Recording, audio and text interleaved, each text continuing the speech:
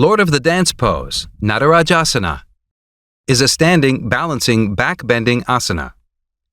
Enter the position by standing straight in the mountain pose, Tadasana, with legs parallel at pelvic width. Transfer weight to the left leg. Lift up slowly the right leg and stand stable on one foot. The right hand grasps the right ankle with the knee flexed to the rear. The left hand is thrust forward at shoulder level or upward, the grasped leg reaching backward against the hand holding it. The flexed hip extends to the rear, with gradual adduction of the foot from the pelvis to a position in which the thigh and the arm are parallel to the floor. The spine is in extension and the pelvis is in posterior tilt. While holding the position, eyes are open and focused ahead on one point at eye level. While performing the pose, the active muscles are gluteus maximus during hip extension, quadriceps femoris during knee extension, elongation of pectoralis major in the chest, and stretching of the tibialis anterior in the raised leg. In the standing leg, the hamstring is stretched and active at the same time.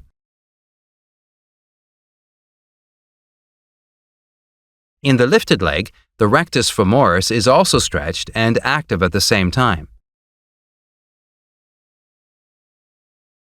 The iliopsoas elongates.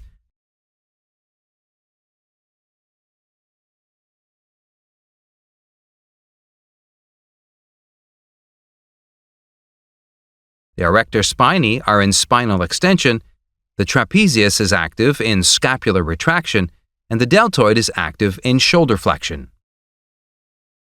In this video, we present preparation for the Lord of the Dance pose that includes elongation and flexibility of the muscles involved in pelvic tilt and hip flexion.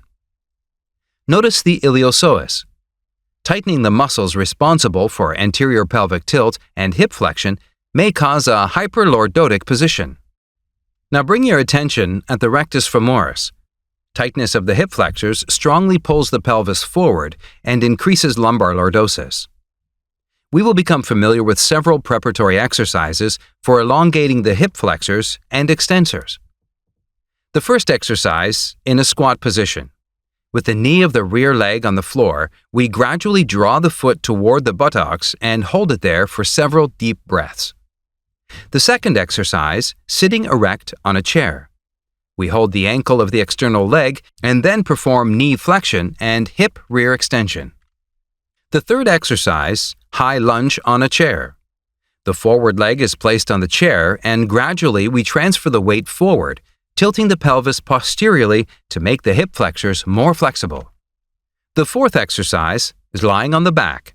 We pull the knee toward the chest and tilt the pelvis posteriorly. The muscles that are stretched are the hip flexors of the straight leg. One of the common problems is sensitivity when lower back is in hyperlordosis. First solution would be performing the movement without the forward tilt. Enter the position by standing straight in the mountain pose, Tadasana, with legs parallel at pelvic width.